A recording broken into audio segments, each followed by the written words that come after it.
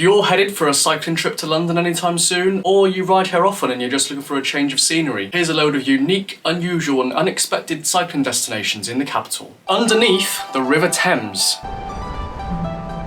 You're probably well aware of the range of London bridges you can cycle across to get to the other side of the river, but did you know you can also cycle underneath the Thames? Technically, the only legal place you're allowed to do this is alongside drivers in the dark and grim Rotherhithe Tunnel. But there are also foot tunnels in Greenwich and Woolwich to the east of the city, where, when it's quiet and you're not putting anyone at risk, I see no issue with carefully cycling through. Just beware of the lifts, which are often out of service, meaning you have to carry your bike up a hell of a lot of stairs.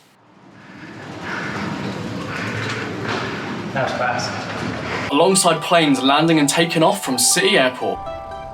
You could cycle to the far outskirts of London to watch planes land at Heathrow Airport, but that's a long way away and down some pretty major roads. An easier and much more pleasant option would be ambling down the river towards the ExCeL Arena, from where you can watch planes taking off and landing at City Airport, located on the Royal Docks. There's a few different places for a good view, and you can even ride parallel to the runway. Just check the takeoff times first, they're not as regular as the more major airports.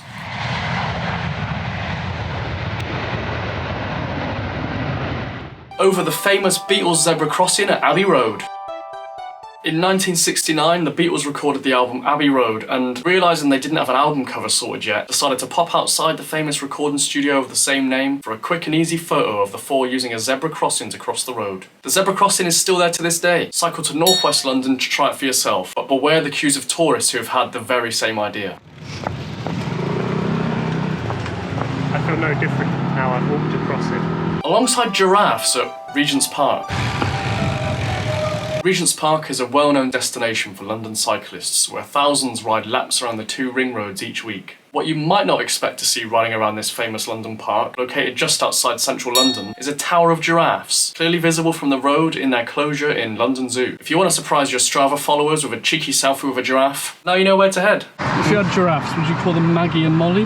No, Maggie's my mum's name, that'd be weird. Do you have a particularly long neck? Average. For a giraffe or a human? Through the Earth's centre at the Greenwich Meridian line. Cycle to the Royal Observatory, Greenwich in southeast London and straddle the Earth's eastern and western hemisphere on the prime Meridian line, the home of Greenwich Mean Time. Whilst you're there, bag yourself what I consider to be the best view of London from Greenwich Park over to Canary Wharf. 10 out of 10. I think so. Greenwich. To a ruined 900-year-old abbey. Head east down the south side of the River Thames, past the impressive Thames Barrier, through the brutalist housing estate Thamesmead, where Clockwork Orange was filmed, and eventually you'll find the ruins of Lesners Abbey, a 12th century Grade 2 listed abbey. It's also accessible from the nearby Abbey Wood train station if you want to cut a bit of the journey, and the ruins are situated next to woods that are a famous site for uncovering fossilised shark's teeth.